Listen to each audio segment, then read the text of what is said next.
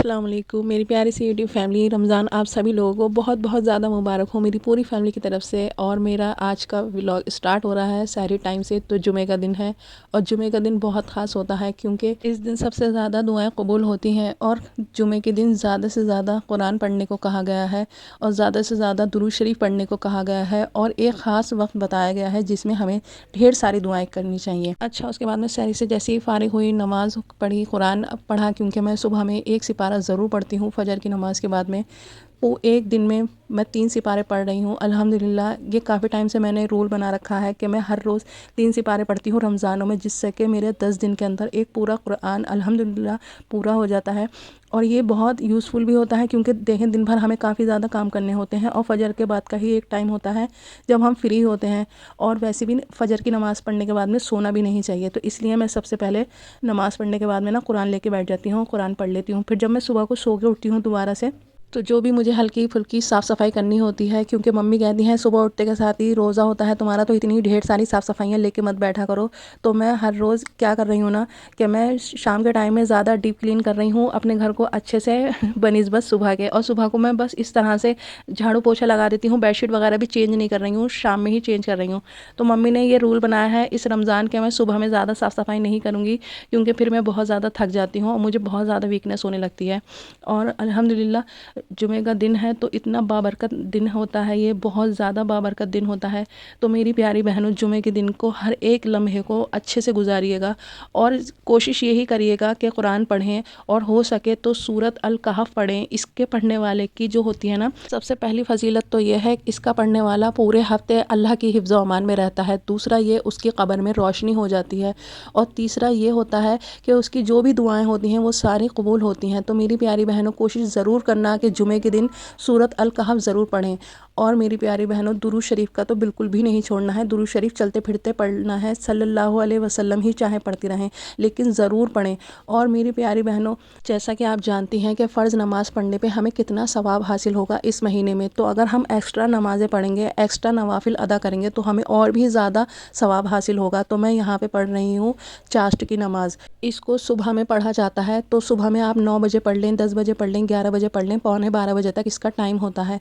इसके पढ़ने वाले को बेहद सवाब हासिल होता है। और उसके बाद में मैं लेके बैठ गई थी कुरान शरीफ। मैंने सोचा और सिपारा पढ़ लूँ क्योंकि रमज़ान शरीफ में जितने ज़्यादा से ज़्यादा कुरान की तिलावत की जाए उस हमारे हक़ में बहुत ज़्यादा बेहतरी होगी। क्योंकि देखें, कहते हैं ना, एक एक रुपया जब जोड़ते हैं तो हमें ढेर सारा पैसा मिलता है। उसी तरह से जब हम एक एक नेकियां तलाशते हैं ना, तो अल्लाह हमें ढेर सारी नेकियों से नवाज देता है। और क़यामत के दिन आपको और मुझे नेकियों की कितनी ज़रूरत होगी ये मुझे बताने की बिल्कुल भी ज़रूरत नहीं है। आप लोग खुद ही इतनी समझदार हैं माशाल्लाह। आप सभी जानती हैं कि जितनी ज़्यादा हमारे पास नेकियां होंगी अल्लाह उतना ही ज़्यादा हमसे राज़ी होगा।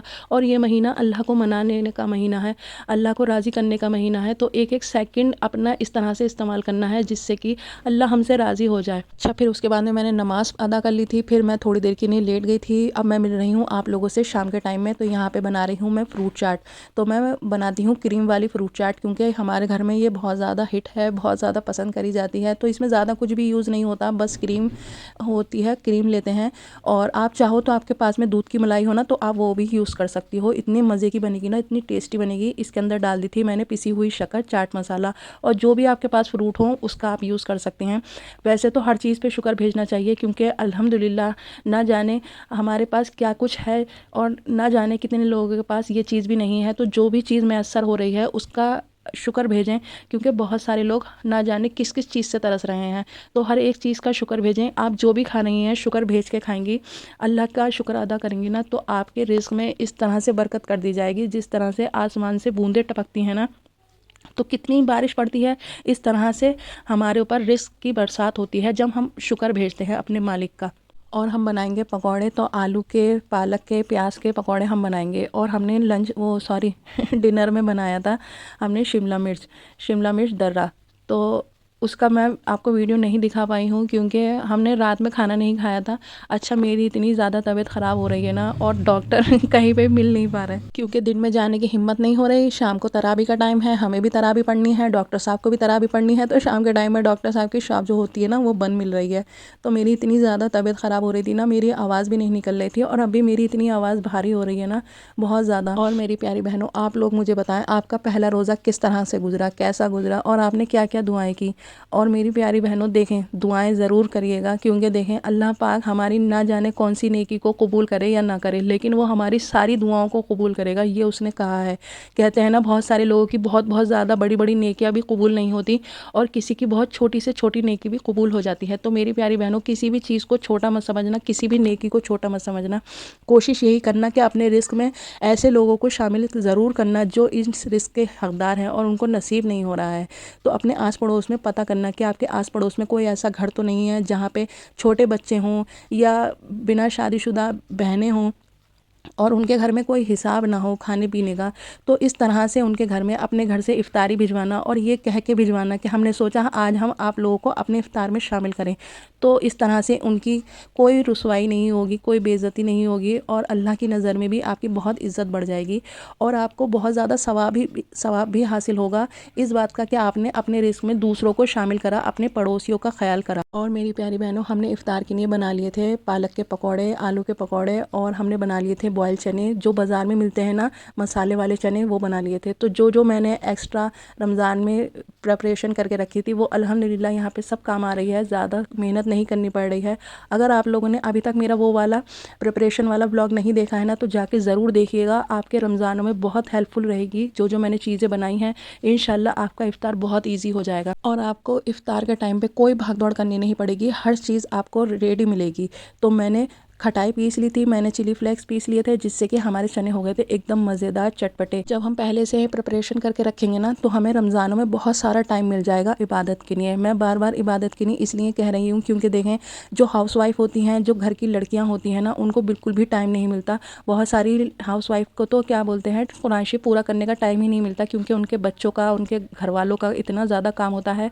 लेकिन ये भी उनका इबादत में लिखा जा रहा है, जब वो अपने घर वालों के लिए इतनी मेहनत कर रही हैं, खड़े होकर काम कर रही हैं, रोज़ा है, थकान हो रही है, परेशान भी हो रही हैं, लेकिन फिर भी मुस्कुरा के अपने घर वालों की खिदमत कर रही हैं। तो अल्लाह पाक उनको इसी बात का सवाब दे देगा, उनके भी नाम में वही सब कुछ लिखा जाएगा। जो एक पूरा दिन कोई खड़े होकर नवाफिल अदा करे, कुरान की तिलावत करे, ढेर सारी इबादत करे, जितना उसको सवाब हासिल होगा ना, उतनी ही मेरी प्यारी बहनों आप लोगों को भी सवाब हासिल होगा, क्योंकि आप लोग अपने घर वालों की खिदमत कर रही हैं। तो मेरी प्यारी बहनों, नियत कर लेना, किसी भी काम करने से पहले ये नियत कर लेना कि अल्लाह, मैं नियत करती हूँ कि मैं अपने घर वालों की खिदमत कर रही हूँ तेरी रज़ा के लिए।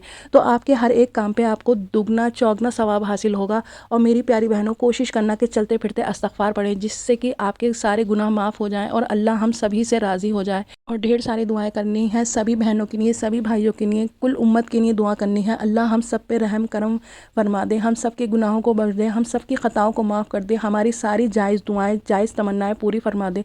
अल्लाह मेरी बहनों के नसीब इतने अच्छे कर दे, इतने बुलंद कर दे, अपने अपने घरों में ऐश करें। जो बे औलाद हैं, अल्लाह उनको गैब से औलाद नसीब अता फरमा। आमीन सुम्मा आमीन। अब करूँगी मैं अपने ब्लॉग का यहीं पर एंड। ब्लॉग थोड़ा भी पसंद आया हो, चैनल को सब्सक्राइब कर देना, वीडियो को लाइक कर देना। अपना बहुत ख्याल रख। अल्लाह हाफिज़।